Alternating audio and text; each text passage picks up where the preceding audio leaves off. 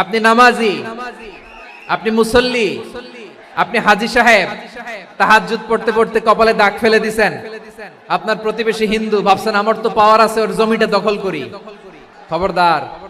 বিশ্বনবী বলেন, কোন সংখ্যালঘুর উপর যদি কেউ আক্রমণ করে, তার প্রাপ্য তাকে না দিয়ে যদি তাকে ঠকায়, তার উপর জুলুম করে, তার সম্পদ যদি কেড়ে নেয়, আমি নবী, তুমি মুসলিম হইতে পারো, মুসল্লি হইতে পারো, তার পক্ষে তোমার বিপক্ষে আল্লাহর দরবারে বাদী হয়ে দাঁড়াবো।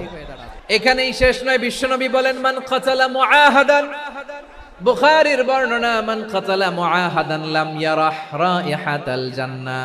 অন্যায় ভাবে কোন মুসলিম যদি কোন সংখ্যালঘুরে হত্যা করে, জান্নাতে যাওয়া তো দূরের কথা, ওই মুসলিম জান্নাতের ঘ্রাণও পাবে না। যে আল্লাহ বিশ্বাস করে আর আখিরাতে বিশ্বাস করে, সেজন্য প্রতিবেশীর সাথে ভালো আচরণ করে। প্রতিবেশী আস্তিক হোক নাস্তিক হোক, প্রতিবেশী মুমিন হোক মুশরিক হোক, প্রতিবেশী হইলেই তার সাথে ভালো আচরণের দরকার আছে না নাই? আজকে যে টপিকের উপর আমি কথা বলবো, টপিকটা হচ্ছে peaceful coexistence and communal harmony, শান্তিপূর্ণ সহাবস্থান এবং সাম্প্রদায়িক সম্প্রীতি। আমাদের বাংলাদেশে সাম্প্রদায়িক সম্প্রীতি আছে না নাই? আবহমান কাল থেকে আমরা মুসলিম, হিন্দু, বৌদ্ধ, খ্রিস্টান, পাহাড়ি, নৃগোষ্ঠী মিলেমিশে একাকার, আমরা সবাই মিলে বাংলাদেশ। আমাদের পারস্পরিক সম্প্রীতি, ভালোবাসা, সৌহার্দ্যপূর্ণ আচরণ, বোঝাপড়া, এটা বেশ মজবুত। তবে মাঝে মাঝে আমাদের এই সম্প্রীতির ভেতরে অনেকে ফাটল ধরাতে চায়। আমরা যে সুখে আছি, শান্তিতে আছি, এটা অনেকের ভালো লাগে না। আমাদের মধ্যে সাম্প্রদায়িক সম্প্রীতি, সৌহার্দ্যপূর্ণ আচরণ, ভালোবাসা, এটা আবহমান কাল ধরে আছে। তার প্রমাণ, আমরা তাফসিরুল মাহফিলের আয়োজন করলে আমাদের হিন্দু ভাইরা ডিস্টার্ব করে না, ঠিক কিনা? এবং আমি যদি বলি হাত তোলেন, হিন্দু ধর্মের কারা কারা এসেছেন, কত শত কত হাজার যে হাত উঠবে, আপনি অবাক হয়ে যাবেন। আমি চাচ্ছি না হাত উঠাতে। So it's our responsibility to present our religion to our non-Muslim brothers and sisters. আমাদের অমুসলিম ভাই বোনদের কাছে ইসলামের সৌন্দর্য তুলে ধরা, এটা আমাদের দায়িত্ব। We all are the ambassador of Islam. আমরা প্রত্যেকে দায়িত্বশীল, আমরা প্রত্যেকে এক একজন ইসলামের অ্যাম্বাসেডর। আলহামদুলিল্লাহ বলেন। সো আমরা যেন ইসলামের বিউটিটাকে তুলে ধরতে পারি এবং এই যে সম্প্রীতি, এটাকে যেন আমরা অটুট রাখতে পারি। আদতে আদতে বাংলাদেশের ইতিহাস বলে আমাদের দেশে কোনো দাঙ্গা নাই, আছে? আমরা ভাই ভাই, আওয়াজ করে বলুন তো, আমরা কি ভাই ভাই? কিন্তু কিছু দুষ্ট লোক আছে, তারা আমাদের সম্পর্কের মধ্যে ফাটল ধরাতে চায়, মাঝে মাঝে ঝগড়া লাগাতে চায়। দেখবেন পত্রপত্রিকায় দেখা যায় বিভিন্ন ধর্মীয় উপাসনালয়গুলোতে হামলা চালানো হয়। এগুলো রাজনৈতিক উদ্দেশ্য প্রণোদিত, এগুলোর সাথে ইসলামের কোনো সম্পর্ক নাই। এজন্য এই দুর্বৃত্তদের ব্যাপারে আমাদের সাবধান থাকতে হবে, আমরা সংঘবদ্ধ থাকবো। এই যে আমাদের পিসফুল কোএক্সিস্টেন্স, শান্তিপূর্ণ সহাবস্থান, যেদিন হিন্দুদের পূজা অনুষ্ঠান, আমরা ওই দিন তাফসির মাহফিল করি না, ঠিক কিনা বলেন? যেদিন আমাদের তাফসিরুল কোরআনের প্রোগ্রাম, ওই দিন আমাদের হিন্দু ভাইরা ডিস্টার্ব করে না। সুবহানাল্লাহ। হিন্দুদের পূজা অনুষ্ঠানে আইন শৃঙ্খলা বাহিনীর পাশাপাশি মাদ্রাসার ছাত্ররা যে সেখানে পাহারা দেয়। গোটা পৃথিবীতে এই দৃষ্টান্ত আপনি পাবেন। মাদ্রাসার ছাত্ররা, তারা তো কোরআনের ধারক, তারা হাদিসের ধারক, তারা কেন মন্দির পাহারা দিবে? এই সম্প্রীতিকে ধরে রাখার জন্য, এই সৌহার্দ্যকে ধরে রাখার জন্য, আমাদের পারস্পরিক ভালোবাসাকে অটুট রাখার জন্য। এখন বলেন, আমাদের এই ভালোবাসা অটুট থাক, আমরা চাই কি চাই না? আল্লাহ এই দেশকে তুমি বরকতময় করো, বাংলাদেশকে তুমি শান্তিময় করো। প্রিয় ভাইরা, আমি বলেছিলাম আমার আলোচনার বিষয় হচ্ছে শান্তিপূর্ণ সহাবস্থান, সাম্প্রদায়িক সম্প্রীতি। আমরা দেখব ইসলাম আমাদেরকে কি কি দিক নির্দেশনা দেয়। আল্লাহ রাব্বুল ইজ্জা ওয়াল জালাল তিনি ইরশাদ করছেন, ওয়ালা তাসুবুল্লাযীনা ইয়াদউনা মিন দুনিল্লাহি ফায়াসুবুল্লাহা আদওয়াম বিগাইরি ইলম কাযালিকা যায়্যান্না লিকুল্লি উম্মাতিন আমালাহুম সুম্মা ইলা রাব্বিহিম মারজিউহুম ফায়ুনাব্বিউহুম বিমা কানু ইয়ামালুন। রব্বুল আলামিন বলেন, গোলাম ও আমার ইমানদার বান্দারা, শোনো শোনো, লা তাসুবুল্লাযীনা ইয়াদউনা মিন দুনিল্লাহ ফায়াসুবুল্লাহা আদওয়াম বিগাইরি ইলম।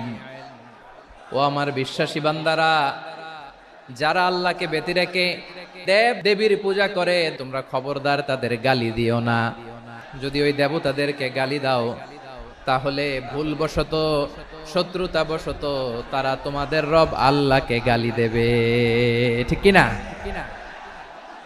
তোমরা যদি তাদের দেবতাদের গালি দাও, ওরা রেগে তোমার আল্লাহরে গালি দিবে, তাহলে আল্লাহরে গালি খাওয়ানোর কারণ হয়ে গেলাম আমি।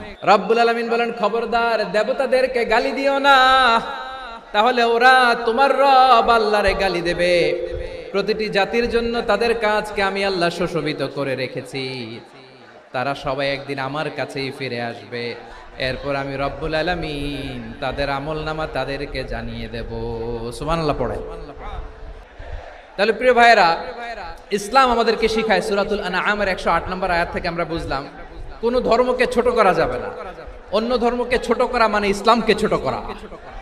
আর অন্য ধর্মের দেবতাকে যদি আপনি গালি দেন, ওরা ইসলাম থেকে দূরে সরে যাবে। যাও ইসলামের প্রতি আকৃষ্ট হয়েছিল, আর কোনোদিন ইসলামের ধারে কাছে আসবে না। আওয়াজ করে বলেন ঠিক কিনা? এজন্য কখনো কোনোদিন অন্য ধর্মের দেবতাদেরকে গালি দেয়া যাবে না। অন্য ধর্মের কোন দেবতাদেরকে আমরা গালি দিব না, গালি দিব না, বরং ইসলামের beauty, the beauty of Islam, ইসলামের সৌন্দর্যকে আমরা তুলে ধরব। আমরা যদি বিশ্বনবী সাল্লাল্লাহু আলাইহি ওয়াসাল্লামের জীবনের দিকে তাকাই, তাহলে আমি দেখব বিষ্ণু ইসলাম মক্কাতে কিংবা মদিনাতে অন্য ধর্মের লোকদের সাথে খুব পিসফুলি লাইফ লিড করেছেন। হোক মুশরিক, হোক খ্রিস্টান, হোক ইহুদি, বিশ্বনবী সবার সাথে মিলেমিশে ছিলেন। আলহামদুলিল্লাহ বলেন। ইসলাম হচ্ছে পিসফুল রিলিজিয়ান। অন্য ধর্মের প্রতি সহনশীলতার সবক ইসলাম আমাদেরকে দেয়। কিন্তু প্রতিটি মুসলিমের এটা মনে রাখতে হবে, আল্লাহর কাছে পছন্দনীয়, গ্রহণযোগ্য ধর্ম, জীবনাদর্শ একটি, সেটা হচ্ছে ইসলাম। এজন্য রব্বুল আলামিন বলেন, ইন্নাদ-দীনা ইনদাল্লাহিল ইসলাম, আল্লাহর কাছে মনোনীত, গ্রহণযোগ্য, অ্যাকসেপ্টেড ধর্ম, মতাদর্শ একটা, সেটা হলো ইসলাম। ইসলাম ছাড়া অন্য কোন ধর্ম যদি কেউ তালাশ করে, তার ওই ধর্ম আল্লাহ গ্রহণ করবে না। ওমাই ইয়াবতাগি গায়রাল ইসলামি দীনান ফালাই ইউকবালা মিন ওয়া হুয়া ফিল আখিরাতি মিনাল খাসিরিন।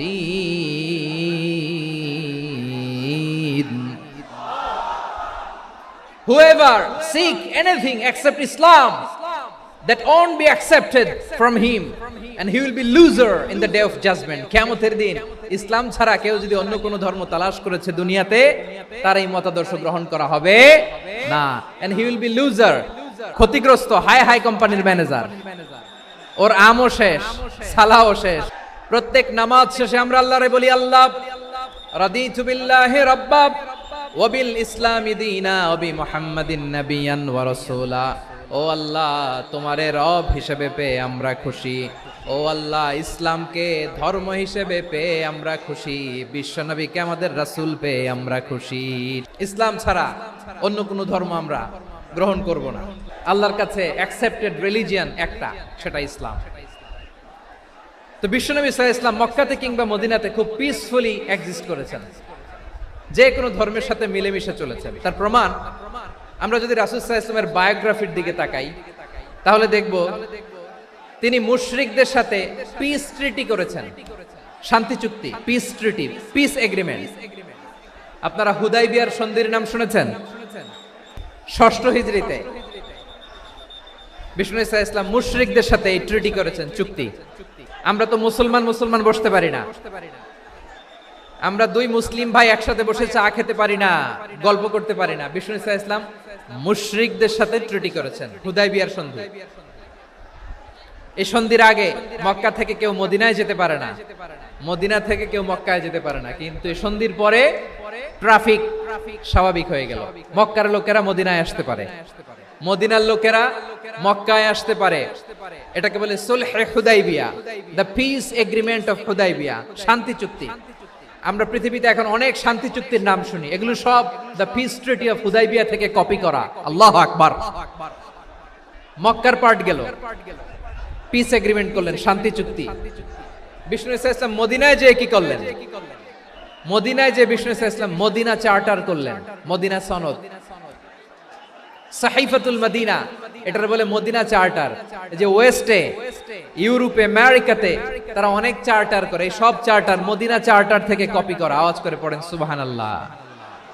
বিষ্ণু ইসলাম মদিনায় গেলেন, মদিনাতে মুসলিম, মুশরিক, ইহুদি, এই তিন ধর্মের লোক মিলে সব স্টেক হোল্ডার যারা আছে সবাইকে নিয়ে বিষ্ণু ইসলাম মদিনা চার্টার করলেন, মদিনা সনদ। পড়েন সুবহানাল্লাহ। শুধু তাই নয়, মক্কাতে বিশ্বনবী পিস এগ্রিমেন্ট করলেন, শান্তি চুক্তি মুশরিকদের সাথে। মদিনাতে যে বিশ্বনবী মদিনা চার্টার করলেন, মদিনা সনদ করলেন ইহুদিদের সাথে। আবার মদিনাতে বিশ্বনবী ইহুদিদের সাথে পিস ডায়ালগ করলেন, ইন্টারফেথ ডায়ালগ করলেন, আন্তধর্মীয় সংলাপ করলেন, যেই সংলাপের মূল ভিত্তি ছিল তাওহীদ।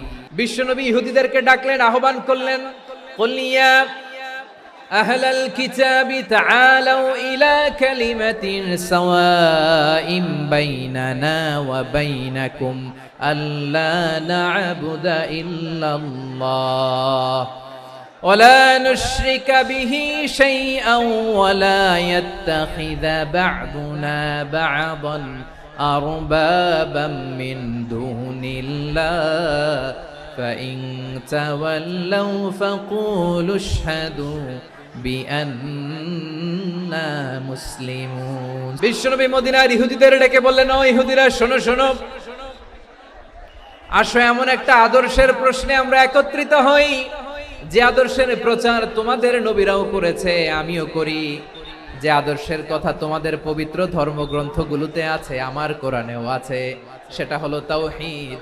আমরা এক আল্লাহ ছাড়া কারো ইবাদত করব না, আল্লাহর সাথে কাউরে শরীক করব না, আল্লাহ ছাড়া কাউরে রব মানব না। পড়েন সুবহানাল্লাহ। তাহলে আমার প্রিয় লালমনিরহাটের ভাইরা, মদিনাতে যে তিনি মদিনা চার্টার করলেন, মদিনা সনদ, পিস ডায়ালগ করলেন, শান্তির সংলাপ, ইন্টারফেথ ডায়ালগ করলেন, আন্তধর্মীয় সংলাপ, যার ভিত্তি ছিল তাওহীদ। তাহলে অন্য ধর্মের প্রতি সব সময় ইসলাম সহনশীল, টলারেন্স। যদি আপনি দেখতে চান ইসলামের নবী বিশ্ব নবীর দিকে তাকান, ঠিক কিনা বলেন? আমরা তো সংখ্যালঘুদের রাইটস প্রোটেক্ট করার জন্য কত আইন বানাই, কত বৈঠক করি, কত সংবাদ সম্মেলন করি।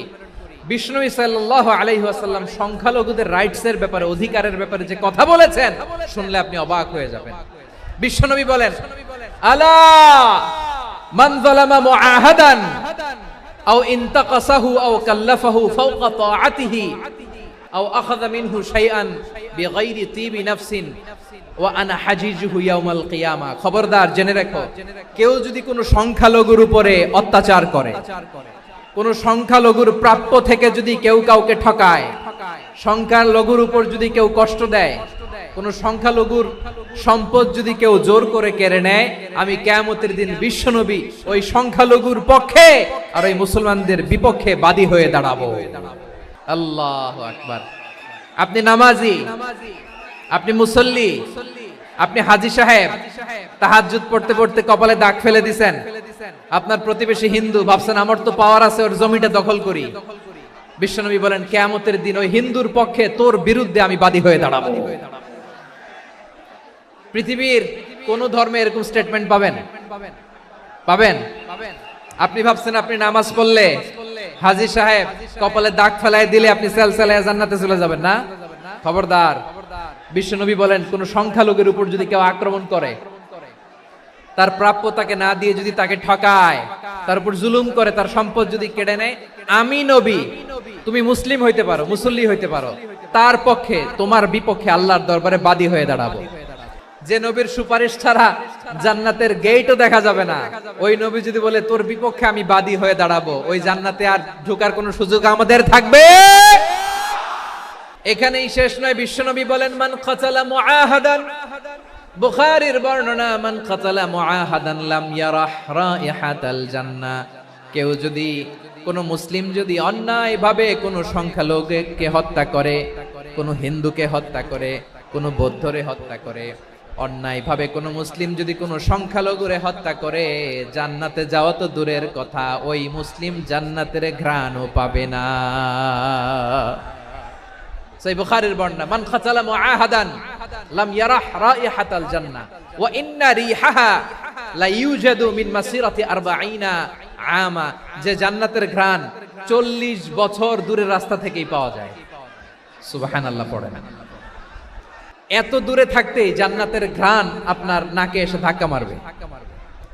বিষ্ণুই বলেন, যে ব্যক্তি কোন সংখ্যালঘুকে হত্যা করে জান্নাতে তো ঢুকতে পারবেই না, জান্নাতের ঘ্রাণও তার নাকে লাগবে না। পড়েন নাউযুবিল্লাহ। তাহলে সংখ্যালঘুদের ব্যাপারে ইসলামে অধিকার দেয়া আছে না নাই?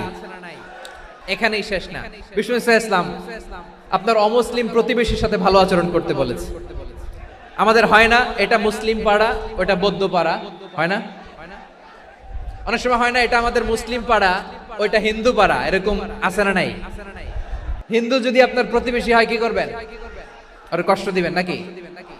কেন? ও তো হিন্দু, ও তো আমার আল্লাহরে ডাকে না, ওরে কষ্ট দিলে জায়েজ হবে না? খবরদার।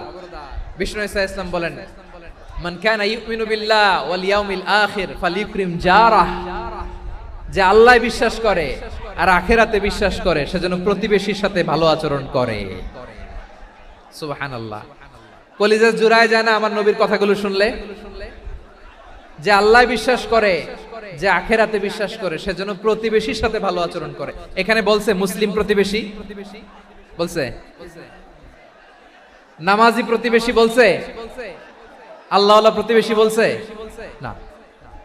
প্রতিবেশী আস্তিক হোক নাস্তিক হোক, প্রতিবেশী মুমিন হোক মুশরিক হোক, প্রতিবেশী হইলেই তার সাথে ভালো আচরণের দরকার আছে না নাই? বিষ্ণু ইসলাম ওনার ইহুদি প্রতিবেশীর বাসায় যেতেন। কোন প্রতিবেশী? ইহুদি। এক ইহুদি কিশোর বিষ্ণু ইসলামের খেদমত করতে, ইহুদি ছেলে আমার নবীর খেদমত করতো, তারা ছিল নবীর প্রতিবেশী। তো অনেকদিন হয় ইহুদি ছেলেটা আসে না। বিষ্ণুনবী খোঁজ দিলেন ঘটনা কি, একটা ইহুদি ছেলে না আমার খেদমতে আসতো, ছেলেটা কই? খোঁজ নিয়ে জানলেন ছেলেটা অসুস্থ। বিষ্ণু ইসলাম ওই ইহুদির বাড়িতে চলে গেলেন ওই ছেলেটাকে দেখা করার জন্য, ভিজিট করার জন্য। সুবহানাল্লাহ পড়বেন না? গেলেন, যে দেখে ইহুদি ছেলেটা মুমূর্ষ, জান যায় যায় ভাব, বিছানায় পড়ে আছে, তার বাবা দাঁড়ানো। বিশ্বনবী তার মাথার পাশে বসলেন, মাথায় হাত বুলিয়ে দিলেন আর ছেলেটাকে বললেন, আসলিম, হে ইহুদি ছেলে, আসলিম, ইসলাম ধর্ম গ্রহণ করো। তো ছোট্ট ছেলে ভাবে আমরা ইহুদি, এখন ইসলাম ধর্ম গ্রহণ করলে আব্বা যদি বকা দেয়, ফানাযারা ইলা ওয়াজহি আবি, ছেলেটা তার বাবার চেহারার দিকে তাকালো, দেখি আব্বা কি কয়। আব্বা যদি বলে তাইলে ইসলাম ধর্ম গ্রহণ করব।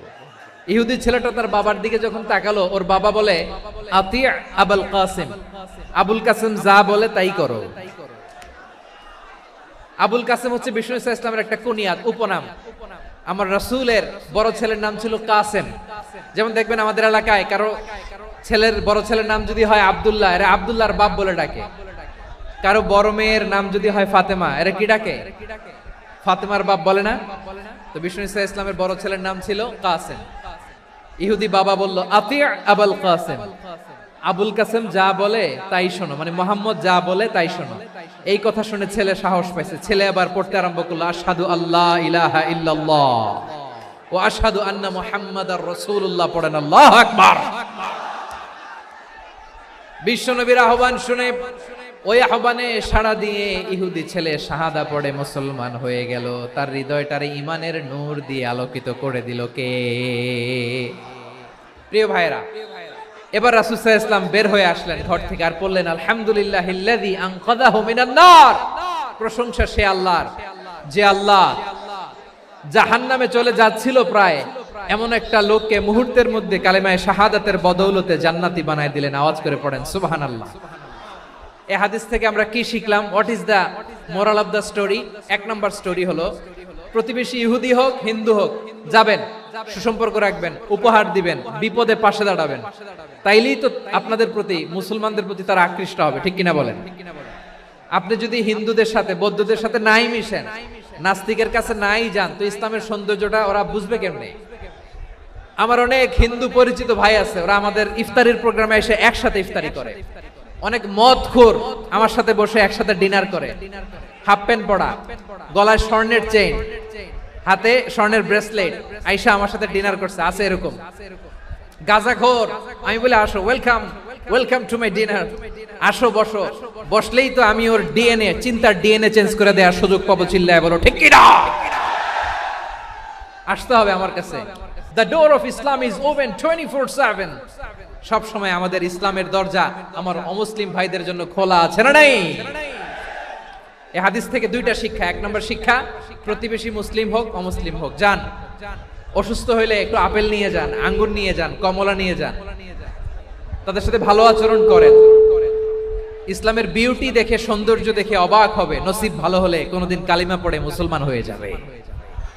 তাহলে অমুসলিমের সাথে ভালো সম্পর্ক। বিশ্বনবী ইহুদির বাড়িতে গেলেন, ইহুদির বাড়ি, আর আমার মুসলমান ভাই আমার কাফের বলে, এরকম আছে না নাই? মুসলিম মুসলিমরা দেখতে পারে না, সহ্য করতে পারে। বিশ্বনবী সাল্লাল্লাহু আলাইহি ওয়াসাল্লাম ইহুদির বাড়িতে গেলেন, এটা একটা শিক্ষা। দুই নম্বর শিক্ষা হলো, বিশ্বনবী সাল্লাল্লাহু আলাইহি ওয়াসাল্লামের খাদেম ছিল ইহুদি, এতদিন খেদমত করলো, একদিনও বিশ্বনবী ওরে কালিমার দাওয়াত দেয় নাই। কারণ কি? বিশ্বনবী একটা ভালো সময়ের অপেক্ষা করতেছিলেন, প্রপার টাইমিং। দাঈর কাজ হচ্ছে দাঈ ইলাল্লাহ, সে হচ্ছে সুযোগ সন্ধানী। দাঈ সুযোগ খোঁজে, কখন দাওয়াত দিলে ব্যাটে বলে হবে, ঝোপ বুঝে কোপ মারে, ঠিক কিনা বলেন? বিষ্ণু ইসলাম ভালো সময়ের অপেক্ষা করতেছিলেন, দেখি ভালো সময় আসুক আসুক আসুক আসুক। আস্তে আস্তে এমন সময় আসছে, ছেলে এবার মুমূর্ষ, অসুস্থ ব্যক্তির হৃদয় অত্যন্ত নরম থাকে। হসপিটালে যখন কেউ যায় তার হৃদয়টা বড্ড নরম থাকে, মৃত্যুর ভয়ে তার অন্তরটা নরম থাকে, ঠিক কিনা বলেন? এই প্রপার টাইমিং এর অপেক্ষা করতেছিলেন। যখনই টাইমিং পেয়েছেন, দাওয়াত দিলেন, পড়ো লা ইলাহা ইল্লাল্লাহ, সুবহানাল্লাহ পড়েন সবাই। তাহলে ইসলাম অমুসলিম প্রতিবেশীর সাথে ভালো আচরণ করতে বলে। ইসলাম অমুসলিম মাতা পিতার সাথেও ভালো আচরণ করতে বলে। মাতা পিতা যদি অমুসলিম হয়, তারে ফেলে দিতে পারবেন? অনেক হিন্দু ছেলে আমাদের হাতে শাহাদা পড়ে মুসলিম হয়, কিন্তু ওর মা মুসলমান হয় নাই, বাবাও হয় নাই, এরকম আছে না নাই? তো ও হয়েছে মুসলিম, মা বাপ হিন্দু, এখন মা বাপ কি বাদ? হ্যাঁ, মা বাপ বাদ দেয়া যাবে? যেই মা আপনারে 9 মাস 8 মাস পেটে ধারণ করলো, আপনার মায়ের নার ছেঁড়া ধন, আপনি ওই মারে বাদ দিতে পারবেন? যে মায়ের বুকের তাজা দুধ খেয়ে আপনি আজকে বাড়ন্ত তাজা তরতাজা, ওই মারে বাদ দেয়া যাবে? মায়ের এক ধারে দুধের দাম, কাটিয়া গায়ের চাম, পাপুষ বানাইলে ঋণের শোধ হবে না, এমন দরদি ভাবে কেউ হবে না আমার মাহা গো। মায়ের এক ধারে দুধের দাম, কাটিয়া গায়ের চাম, পাপুষ বানাইলে ঋণের শোধ হবে না, এমন দরদি ভাবে কেউ হবে না আমার মাহা গো। মাকে তো বাদ দেয়া যায় না। وَقَضَى رَبُّكَ أَلَّا تَعْبُدُوا إِلَّا إِيَّاهُ وَبِالْوَالِدَيْنِ إِحْسَانًا। আল্লাহ বলে, অবধারিত দুইটা ভার্ডিক্ট তোমাদের জন্য, এক আল্লাহর ইবাদত করবা আর মা বাবার প্রতি ইহসান করবা। আদেশটা কার? মা বাবার প্রতি ইহসান করতে হবে। আমার মা হিন্দু হোক, ভালো আচরণ করতে হবে, বৌদ্ধ হোক, ভালো আচরণ করতে হবে। আমার যে সমস্ত হিন্দু ভাইয়েরা মুসলিম হয়েছে, তোমাদের মা বাবা এখনো মুসলমান হয় নাই, তাদের সাথে ভালো আচরণ করতে হবে। আপনাদের খেদমত নিজে করতে হবে, অথবা খেদমতের ব্যবস্থা করাই দিতে হবে। মান্থলি যে খরচ লাগে এটা দিতে হবে। আরে তুমি এখন মুসলিম, তোমার মা বাবা হিন্দু, এখনই তো সুযোগ ইসলামের সৌন্দর্য দেখানো। এখন মা বাবা যদি দেখে, আরে এটা হিন্দু থাকতে তো বদমাইশ ছিল, বেয়াদব ছিল, কি এমন ধর্ম সে গ্রহণ করলো যেটা গ্রহণের সাথে সাথে সে পাল্টে গেল, নসিব ভালো হইলে তারাও কালিমা পড়ে মুসলমান হয়ে যাবে। বিষ্ণু ইসলামের স্ত্রীর নাম ছিল আয়েশা রাদিয়াল্লাহু তাআলা আনহা, আবু বকর রাদিয়াল্লাহু তাআলা আনহুর মেয়ে। আবু বকর রাদিয়াল্লাহু তাআলা আনহুর আরেক মেয়ের নাম হচ্ছে আসমা। দুজনই আবু বকর রাদিয়াল্লাহু তাআলা আনহুর মেয়ে। আসমা আর আয়েশা দুজন বোন, এক মায়ের না, বাবা এক মা দুইজন। আয়েশা রাদিয়াল্লাহু তাআলা আনহার মায়ের নাম উম্মে রুমান, আর আসমা রাদিয়াল্লাহু তাআলা আনহার মায়ের নাম কুতাইলা বিনতে আব্দুল উজ্জা। আবু বকর রাদিয়াল্লাহু তাআলা আনহু 4টা বিয়ে করেছিলেন। তো একই ঘটনা ঘটেছে এই ফ্যামিলিতে। আসমা ইসলাম ধর্ম গ্রহণ করে মুসলিমা, কিন্তু তার মা কুতাইলা মুশরিকা। তার মানে মেয়ে মুসলিম, মা অমুসলিম। ভেজাল আছে না নাই? কিন্তু কুতাইলা আর ধৈর্য ধারণ করতে পারে না। নার ছেড়া ধন, কলিজার টুকরা ধন, কলিজার টুকরা সন্তান আসমারে দেখতে বড্ড মন চায়। সাইয়েদনা আসমা রাদিয়াল্লাহু তাআলা আনহা মক্কা থেকে হিজরত করে মদিনায় চলে গেলেন হুদাইবিয়ার পর। যখন মক্কা মদিনার ট্রাফিক স্বাভাবিক হলো, মক্কার লোক মদিনায় যায়, মদিনার লোক মক্কায় আসে। কুতাইলা কলিজার টুকরা সন্তান আসমারে দেখার জন্য কিছু উপহার নিয়ে বিশাল মরুপথ পাড়ি দিয়ে মক্কা থেকে মদিনায় যায়। সুবহানাল্লাহ বলেন। এখন মা আসছে মেয়ের সাথে দেখা করতে, মেয়ে তো আর দেখা দেয় না। মেয়ে ভাবছে আমার মা তো মুশরিকা, অপবিত্রা, তার সাথে কি দেখা দেয়া যাবে? বিশ্বনবীর দরবারে চলে গেলেন। কি সৌভাগ্যবান ছিল তারা, মাসলা জানার দরকার হলেই নবীর দরবারে চলে যেত। ঘরে বউয়ের সাথে ঝগড়া হলে নবীর দরবারে চলে যেত। অনেক সাহাবী বলে আমার পেটে ক্ষুধা লাগলো আমি নবীর কাছে চলে যেতাম, কারণ নবীর চেহারার দিকে তাকালেই আমার পেটের ক্ষুধা মিটে যেত। সাইয়েদনা আসমা রাদিয়াল্লাহু তাআলা আনহা বিশ্বনবীর কাছে চলে গেলেন, যে বললেন ইয়া রাসূলুল্লাহ ইয়া হাবিবাল্লাহ ইন্না উম্মি কাদিমাতুন ইলাইয়া ওয়া হিয়া রাগিবা। আমার মা মক্কা থেকে অনেক দূর মরুর পথ পাড়ি দিয়ে উপহার সামগ্রী নিয়ে মদিনায় আমার সাথে দেখা করতে এসেছে গো নবী। আমার জানতে বড্ড ইচ্ছে হয় আমি আমার মুশরিকা দেখা করতে পারবো কিনা। আফা আসিলুহা, আগে যেমনি আমি আমার মায়ের সাথে ভালো আচরণ করতাম, যেমনি আমি আমার মায়ের সাথে সদাচরণ করতাম গো নবী, এখন আমি মুসলিমা, মা মুশরিকা, এখনো কি আগের মতো সদাচরণ করতে পারবো নাকি? বিশ্বনবী বললেন নাম সিলিহা, হ্যাঁ রে আসমা, অবশ্যই অবশ্যই, আগে ঠিক যেমন তুমি তোমার মায়ের সাথে ভালো আচরণ করতে, এখনো তেমনি আগের মতো ভালো আচরণ করবা। কি ইসলাম আমরা পেয়েছি! কত ব্রড মাইন্ডেড আমাদের ইসলাম, কত ওপেন মাইন্ডেড ইসলাম, কত ওপেন আপ করতে পারে, চিন্তা করতে পারেন। বিষ্ণু বললেন হ্যাঁ অবশ্যই, নাম সুলিহা, আগে যেমনি ভালো আচরণ করছো আসমা, এখন ওইরকমই করো, পারলে আরো বাড়ায় করো। তাহলে আমার যে হিন্দু ভাইয়েরা, হিন্দু বোনেরা, ইমানের দৌলতে আপনি ধন্য হয়েছেন, আপনার আম্মা আব্বা এখনো মুসলমান হয় নাই, তাদের জন্য দোয়া করেন, আল্লাহ যেন তাদেরকেও ইমানের দৌলত দান করে। এখন বলেন ইসলাম কি ন্যারো মাইন্ডেড রিলিজিয়ান না ব্রড মাইন্ডেড? কতটা ব্রড মাইন্ডেড দেখেন। বিশ্বনবী সাল্লাল্লাহু আলাইহি সাল্লাম অমুসলিমরা যদি নবীকে উপহার দিত, ওই উপহারও বিশ্বনবী গ্রহণ করতেন। সুবহানাল্লাহ পড়েন। আপনার অমুসলিম বন্ধু যদি উপহার দেয় সেটাও আপনি নিতে পারবেন, যেটা নেওয়া জায়েজ। কিন্তু আপনার বন্ধু যদি আপনার মদের বোতল দেয়, নিতে পারবেন না? হালাল যে কোনো জিনিস নিতে পারবেন। বিশ্বনবী সাল্লাল্লাহু আলাইহি ওয়াসাল্লাম অমুসলিমদের দেয়া হাদিয়া গ্রহণ করতেন। কেমন নবী ছিলেন? আমার নবীরে চিনে নেন, আমার নবীর অ্যাটিটিউড জেনে নেন। বিষ্ণু ইসলাম যখন কোন জনপদে যেতেন, 3টা অপশন নিয়ে যেতেন। 1 নাম্বার অপশন আসলিম তাসলাম।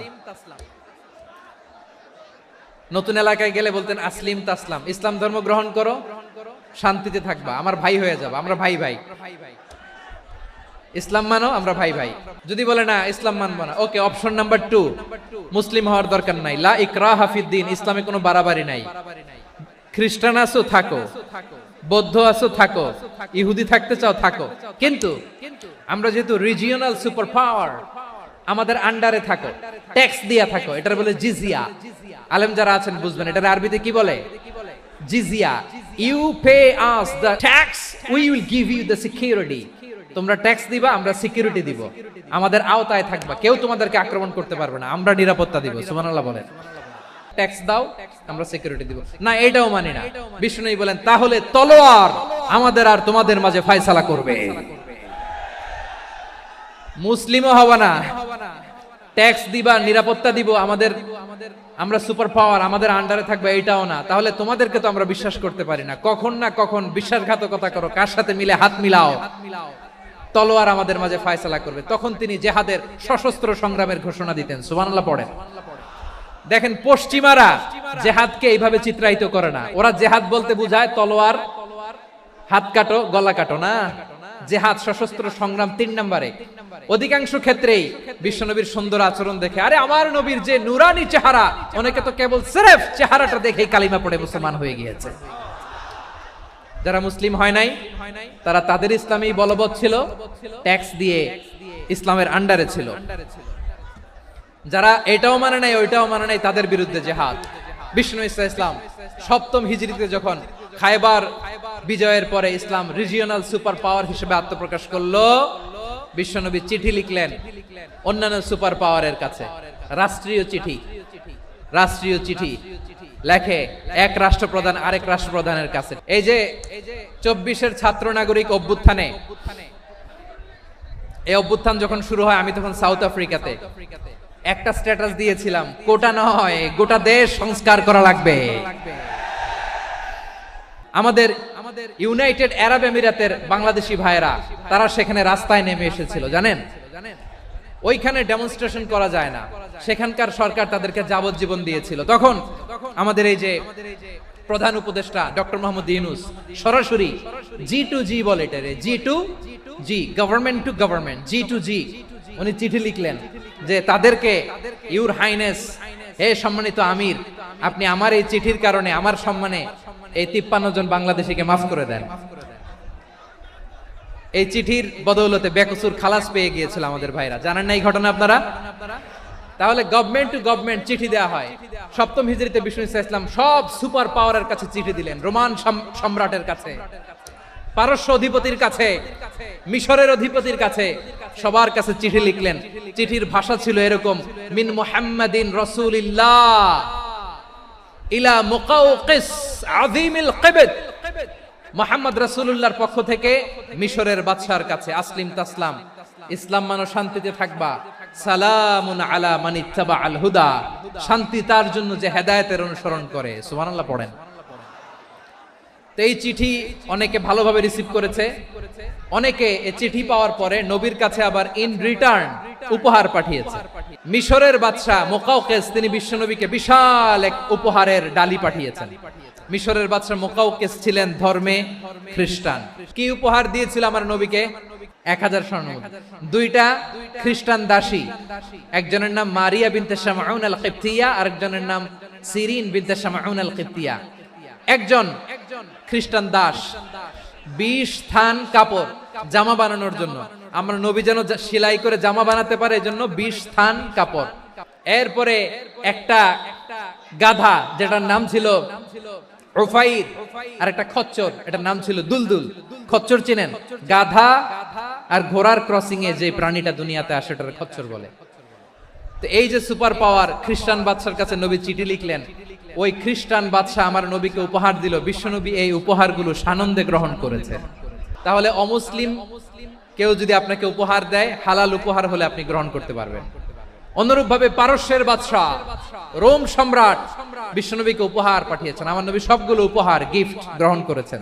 আম্মাজান আয়েশার কাছে মাসালা জানতে চায় মেয়েরা, হে আম্মাজান, অগ্নি উপাসকেরা তাদের ঈদের দিন নওরোজের সময় আমাদেরকে পাখি দেয়, নেওয়া যাবে? উনি বললেন, ওরা জবাই করে দিলে নেওয়া যাবে না, কিন্তু ওরা যদি ফলমূল এরকম খাবার দেয় এগুলো নেওয়া যাবে। তার মানে অমুসলিমদের দেয়া উপহার এটা গ্রহণ করা যায়। শুধু তাই নয়, বিষ্ণু ইসলাম অমুসলিমদের সাথে আর্থিক লেনদেনও করেছেন, ফিনান্সিয়াল ডিলিং করেছেন। অমুসলিমদের সাথে প্রয়োজনে আপনি ফিনান্সিয়াল ডিলিং করতে পারবেন।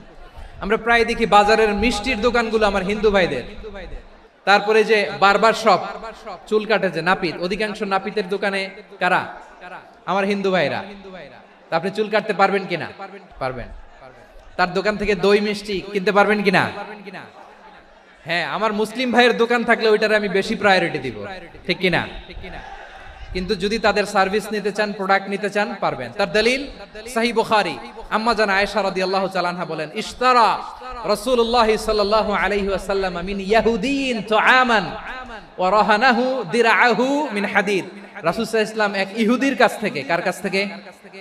আমার নবী, পেয়ারা নবী এক ইহুদির কাছ থেকে জব কিনেছিল, জব, বার্লি, যেটা দিয়ে রুটি বানায়। ওই জবের দাম দেওয়া টাকা পয়সা নবীর কাছে ছিল না, ফলে নবী ওনার একটা পোশাককে মর্গেজ রেখেছিলেন, মর্গেজ, বন্ধক, যে এখন এটার দাম দিতে পারবো না, কয়েক কেজি বার্লি নিয়ে যাই, আর বন্ধক হিসেবে আমার জামাটা রেখে গেলাম, যেই দিন দাম দিব ওই দিন জামাটা ছুটাই নিয়ে যাব। দিরআহু মিন হাদিদ, লোহার তৈরি বর্ম, মানে যুদ্ধের পোশাক, লোহা দিয়ে বানানো। বিষ্ণুনবী বললেন কয়েক কেজি জব দাও, টাকাটা পরে দিব, এখন টাকা নাই, বন্ধক হিসেবে, মর্গেজ হিসেবে আমার জামা রেখে গেলাম, যখন টাকা দিব জামা ছুটাই নিব। এ থেকে বোঝা গেল অমুসলিমদের সাথে ফিনান্সিয়াল ডিলিং করা যায়, অর্থনৈতিক লেনদেন করা যায়, কেনাবেচা করা যায়, প্রোডাক্ট কেনা যায়। এমনকি আমাদের মসজিদে নববীতে বারান্দায় আপনারা একটা অটোমেটিক ফ্লাইং আমব্রেলা দেখছেন? সূর্য যখন বাড়ে মসজিদে নববীর বারান্দায় ইয়ার্ডের মধ্যে অটোমেটিক্যালি কিছু আমব্রেলা আছে, শাঁ করে খুলে যায়, আর সূর্যের তাপ লাগে না। আবার সন্ধ্যাবেলায় এই আমব্রেলা গুলো ওরা ক্লোজ করে ফেলে, দেখছেন? এই মসজিদে নববীকে সর্বোচ্চ উন্নত মানের কনস্ট্রাকশন ইনফ্রাস্ট্রাকচারে ডেভেলপ করার জন্য কর্তৃপক্ষ কিছু অমুসলিম ইঞ্জিনিয়ারের, ডিজাইনারের সহায়তা নিয়েছিল। সুবহানাল্লাহ বলেন। কোন দলিলের ভিত্তিতে? এই দলিলের ভিত্তিতে যে বিষ্ণু ঈসা ইসলাম অমুসলিমদের সাথেও লেনদেন করেছেন। আওয়াজ করে বলতে হবে আল্লাহু আকবার। শুধু তাই নয়, ইন কেস অফ ইমার্জেন্সি, প্রয়োজনে ইসলামের খাতিরে, ইসলামকে সামনের দিকে এগিয়ে নিয়ে যাওয়ার জন্য অমুসলিমদের সাপোর্ট নেওয়া জায়েজ আছে। সুবহানাল্লাহ বলেন। অমুসলিমদের সাপোর্ট নেয়া, তাদের থেকে অর্থ নেয়া, পলিটিক্যাল সাপোর্ট, পলিটিক্যাল অ্যাসাইলাম নেওয়া জায়েজ আছে। আমাদের অনেক বিশ্ববরেণ্য দায়ীরা আমেরিকায় অস্থায়ীভাবে অ্যাসাইলাম নিয়ে থাকে, নিজের দেশে গেলে ফাঁসিতে ঝুলাই দিবে। যুগ যুগ ধরে দায়ীদের উপরে এরকম অত্যাচার আর নির্যাতন আছে না নাই? মিশরের অনেক দায়ীরা পাশ্চাত্যে যেয়ে থাকে, এই যে তারা পলিটিক্যাল অ্যাসাইলাম নিয়ে থাকে, রাজনৈতিক আশ্রয়, এটা জায়েজ আছে না? এটা যে জায়েজ আছে তার প্রমাণ স্বয়ং বিশ্বনবী সাল্লাল্লাহু আলাইহি ওয়াসাল্লাম পলিটিক্যাল সাপোর্ট নিয়েছিলেন অমুসলিমদের কাছ থেকে। আমার ভাইরা, বিশ্বনবীর বয়স তখন প্রায় 51 বছর। কত বছর? বিশ্বনবীর সবচেয়ে কাছের মানুষ খাদিজা রাদিয়াল্লাহু তাআলা আনহা ইন্তেকাল করেছেন। বিশ্বনবী বড্ড কষ্ট পেলেন, হৃদয়টা ভেঙে খান খান। যিনি ঘরের ভেতরে বিশ্বনবীকে সান্ত্বনা দিতেন, ভালোবাসা দিতেন, বাইরে গেলে কুরাইশরা বকাঝকা করে, অত্যাচার করে, কিন্তু আম্মাজান খাদিজা রাদিয়াল্লাহু তাআলা আনহা ঘরটারে এমন শান্তির নীড় বানায় রেখেছেন, এই ঘরের ভিতরে ঢুকলে বিশ্বনবীর কলিজাটা ঠান্ডা হয়ে যেত। এজন্য রব্বুল আলামিন বলেন, খাদিজা, ও আমার বান্দি খাদিজা, জান্নাতে এমন স্পেশাল একটা ঘর আমি তোমার জন্য রেডি করে রেখেছি। ওই ঘরের মধ্যে কোনো আওয়াজ নাই, ওই ঘরের মধ্যে কোনো নয়েজ নাই, ওই ঘরে কোনো বিশৃঙ্খলা নাই। কারণ মক্কার জমিনে আমার নবী কুরাইশদের বিশৃঙ্খলা, নয়েজ আর ঝামেলাগুলোকে উপেক্ষা করে যখন তোমার ঘরের ভিতরে ঢুকতো, ঘরটারে তুমি শান্তির নীড়, ঠান্ডা, নীরব, নিস্তব্ধ, নিঝুম আর শান্তির নীড় বানিয়ে রেখেছো। এজন্য জান্নাতে স্পেশাল একটা শান্তির নীড় আমি তোমারে উপহার দেব। ওই প্রিয়তমা স্ত্রী খাদিজা ইন্তেকাল করলেন, বিশ্বনবীর হৃদয় ভেঙে খান খান। আবার ওনার চাচা আবু তালেব ইন্তেকাল করলেন, যিনি পলিটিক্যাল শেল্টার দিতেন নবীকে। আবু তালেবের ভয়ে, বিশ্বনবীর এই চাচার ভয়ে কোন মুশরিক নবীর গায়ে হাত দেওয়ার সাহস পায় নাই। এখন স্ত্রীও নাই, চাচাও নাই, নবীকে আশ্রয় দেওয়ার কেউ নাই। নবীর চারদিকে অন্ধকার, নবী এখন কই যাবেন? আমার পেয়ারা নবী নতুন স্টেশন খুঁজতেছেন, নতুন দাওয়াতি প্ল্যাটফর্ম খুঁজতেছেন। তিনি যায়েদ বিন হারেসা রাদিয়াল্লাহু তাআলা আনহুকে নিয়ে মক্কার পাশের একটা নেইবরিং সিটি তায়েফে চলে গেলেন দিনের দাওয়াত দেওয়ার জন্য। নাকি জমি কিনতে গেছিলেন? দুনিয়ার যশ খ্যাতির জন্য, নিজের কোনো লাভের জন্য? তায়েফবাসীদেরকে জাহান্নামের আগুন থেকে বাঁচানোর জন্য। আওয়াজ করে বলতে হবে ঠিক কিনা? বিশ্বনবী বিশাল মরুপথ, পাহাড়ি পথ পাড়ি দিয়ে তায়েফের মরুজমিনে গেলেন কোরআনের দাওয়াত নিয়ে, ইমানের দাওয়াত নিয়ে। কিন্তু তায়েফের লোকেরা বিশ্বনবীর দাওয়াতকে শুধু প্রত্যাখ্যান করেই থামে নাই, তারা বিশ্বনবীর সাথে অত্যন্ত খারাপ আচরণ করেছে, বিশ্বনবীকে শারীরিকভাবে হেনস্থা করেছে, আমার নবীকে শারীরিকভাবে অত্যাচার করেছে, আমার পেয়ারা নবীর গায়ে পাথর মেরেছে, বিশ্বনবীর গা বেয়ে ঝরঝর করে রক্ত ঝরেছে, নবী জামিনের মধ্যে লুটিয়ে পড়েছেন, আবার মেরেছে, আবার নবী হাঁটতে শুরু করলেন, পেছন থেকে আবার মেরেছে, আবার নবী রক্তাক্ত হয়ে জামিনের মধ্যে লুটিয়ে পড়লেন, আবার মেরেছে। বিশ্বনবীর মতো এত সুশ্রী মানব, বিশ্বনবীর মতো এত শুভ্র মানব, বিশ্বনবীর মতো এমন চমৎকার দেহাবয়ব দিয়ে রব্বুল আলামিন কাউকে বানান নাই। এরকম চমৎকার মানুষটাকে তারা তায়েফের ওই জমিনে রক্তাক্ত করেছে। বিশ্বনবী দুনিয়ার কোনো স্বার্থের জন্য সেখানে যান নাই, নিজের কোনো লাভের জন্য, প্রাপ্তির জন্য যান নাই। তায়েফবাসীদের জাহান্নামের আগুন থেকে বাঁচাতে গিয়েছেন। খেয়ে না খেয়ে দিনী প্রচারের কাজে নিজেকে দিয়েছ বিলিয়ে। তায়েফের কাফিরেরা চিনল না সে আলো, দুষ্ট ছেলেদের পিছু দিল লেলিয়ে।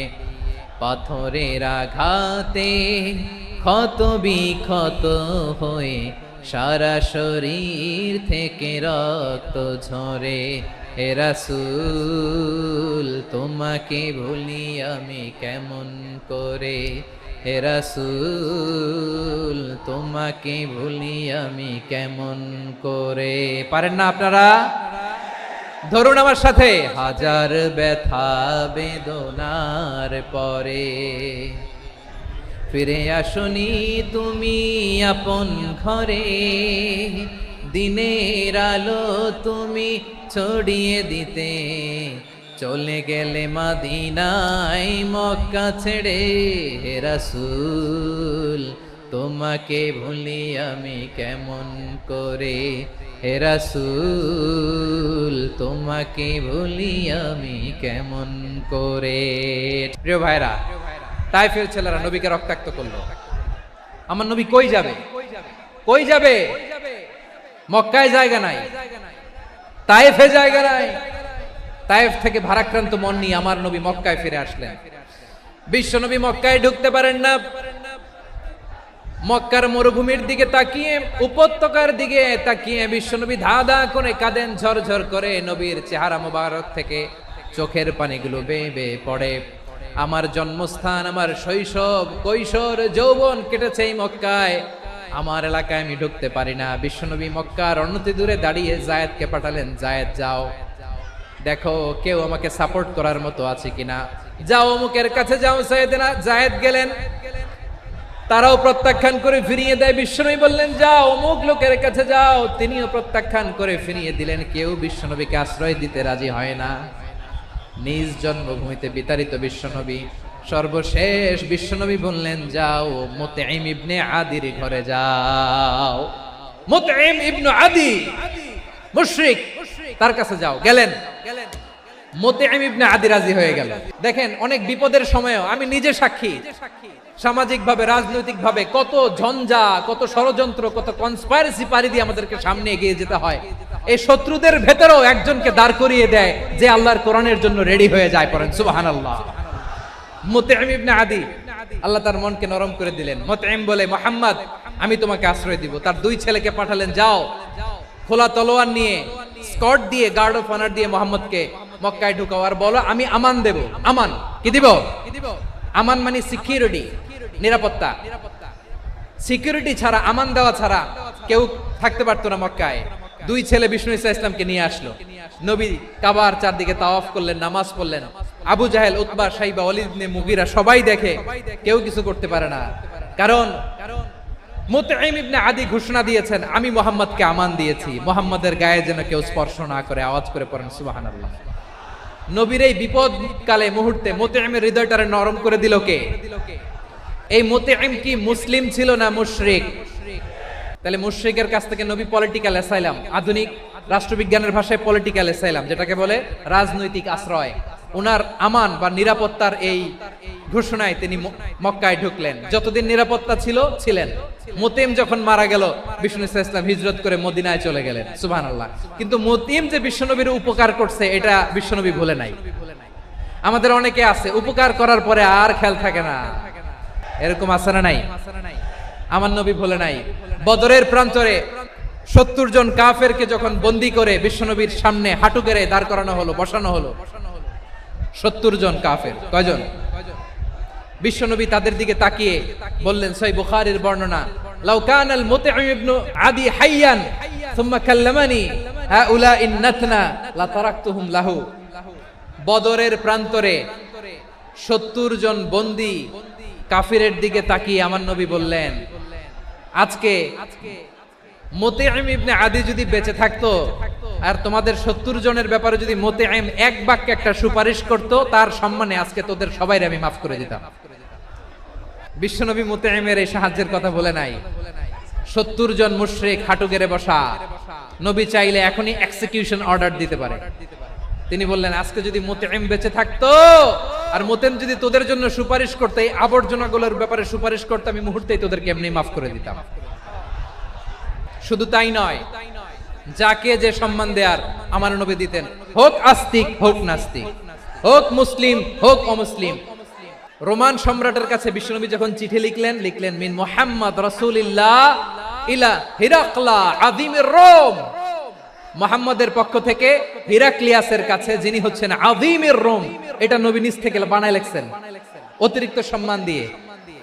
কোন রাষ্ট্রপ্রধান যখন আসে তাদেরকে আমরা কি বলি জানেন?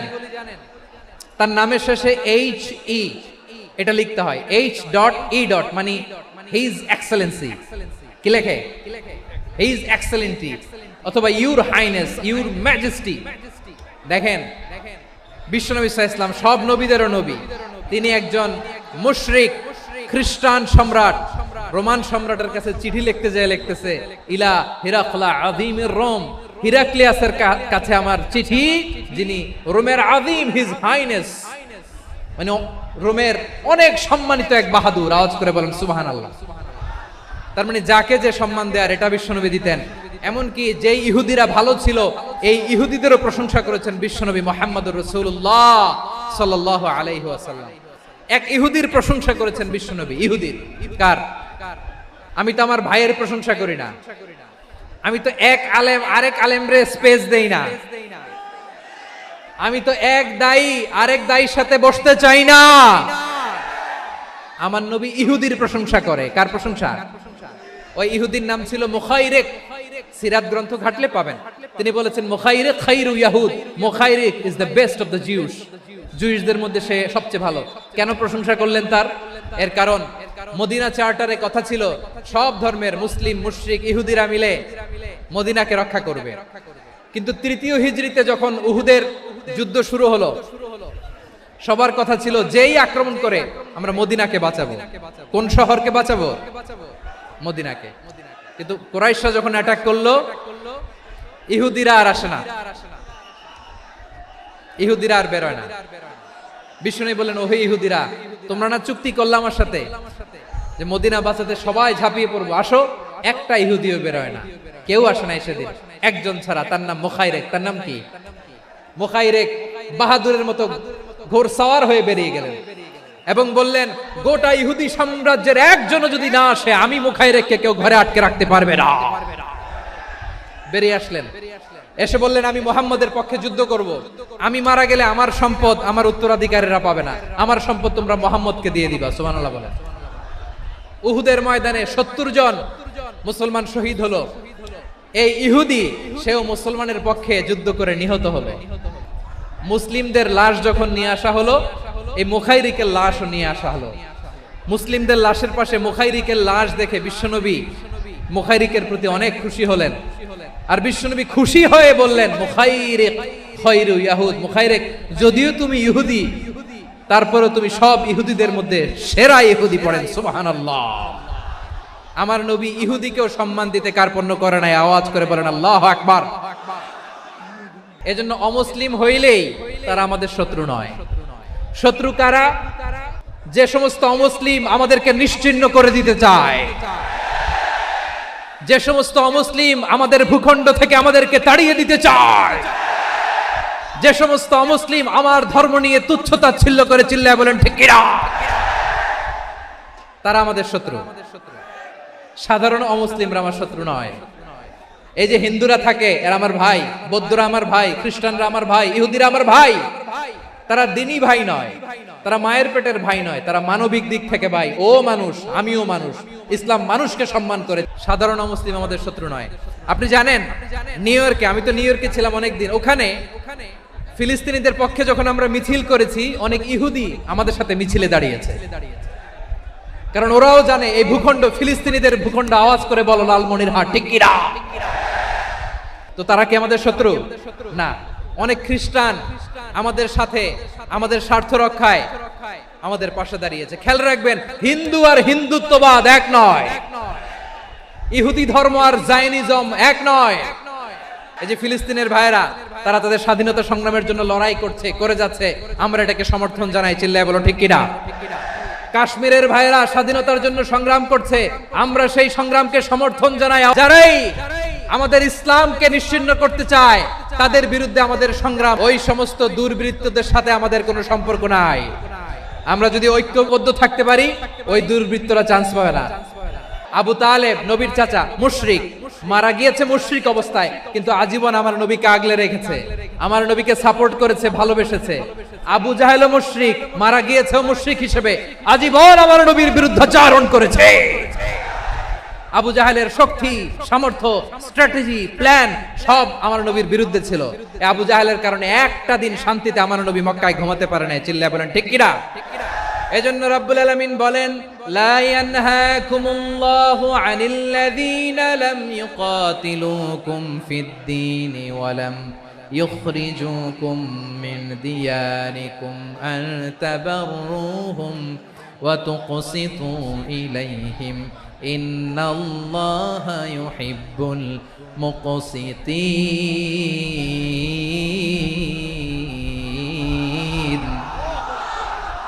আল্লাহ বলে, গোলামেরা শোনো শোনো, যে সমস্ত অমুসলিম তোমাদের সাথে ধর্মযুদ্ধে লিপ্ত হয় না, তোমাদের বিরুদ্ধে যে সমস্ত অমুসলিম অস্ত্র ধরে না, যে সমস্ত অমুসলিম তোমাদেরকে তোমাদের জন্মস্থান থেকে, ভূখণ্ড থেকে তাড়িয়ে দেয় না, তাদের সাথে ভালো আচরণ করতে আমি আল্লাহ নিষেধ করি নাই। তাদের সাথে সদাচরণে কোনো নিষেধাজ্ঞা নাই, বরং তাদের সাথে সদাচরণ করো, এটাই আমি আল্লাহ চাই।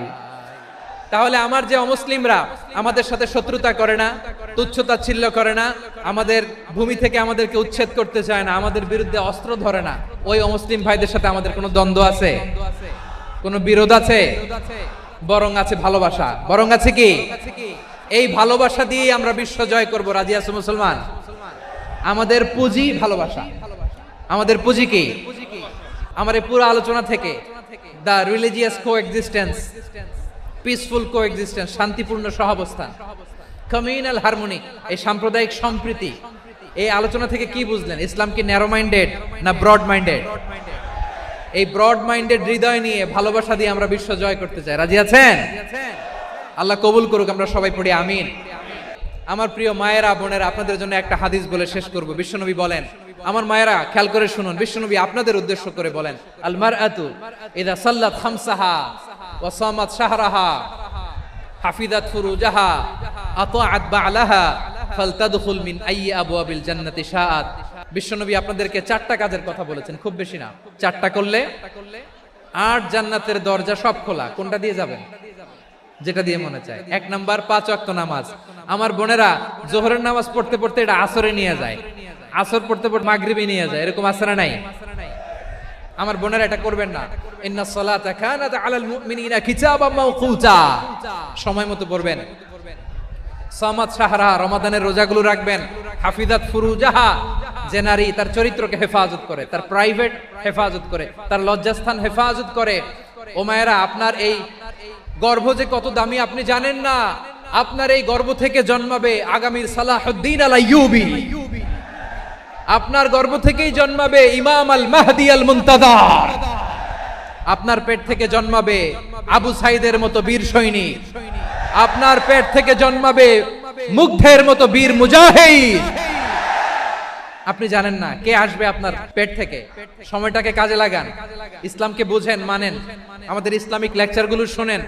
আমরা যে বার্তাগুলো, ইনস্ট্রাকশনগুলো, দিক নির্দেশনাগুলো আপনাদের খেদমতে রাখি, এগুলো মেনে চলুন। আপনিই পারেন আপনার ঘরটাকে জান্নাতের টুকরা বানাতে। একটা family, it's a very big institution and you are the MD, the managing director of this institution. চিল্লায় বলেন ঠিক কিনা? চাইলেই পারেন ঘরটারে জান্নাতের টুকরা বানাতে। 5 ওয়াক্ত সালাত, রমাদানের রোজা, নিজের চরিত্রের হেফাজত, ও আতাআত বা'লাহা, স্বামীর আনুগত্য। এটাতে অনেকে ভুল করে থাকে। হায় রে আমার বোনেরা, স্বামীর আনুগত্যকে এটা নিজের অপমান মনে করবেন না। আপনার স্বামী আপনার সবচেয়ে বড় গার্ডিয়ান। তিনি আপনার সবচেয়ে ভালো চায়। নারী কখনো গার্ডিয়ানশিপের বাইরে থাকতে পারে না। হয় আপনি বাবার গার্ডিয়ানশিপের ভেতরে, বাপ না থাকলে ভাই আপনার গার্ডিয়ান, ভাই না থাকলে চাচা গার্ডিয়ান, বিয়ের পরে আপনার স্বামী আপনার গার্ডিয়ান। শরিয়া সম্মত স্বামীর আদেশগুলো আপনি মেনে চলবেন, কিন্তু শরিয়া বিরুদ্ধ কোনো আদেশ মানতে আপনি বাধ্য নয়। এই 4টা কাজ যদি কোনো নারী করে, বিশ্বনবী বলেন জান্নাতের 8টা দরজা খোলা, তোমার যেটা দিয়ে মনে চায় সেটা দিয়ে জান্নাতে তুমি এন্ট্রি নিতে পারবা।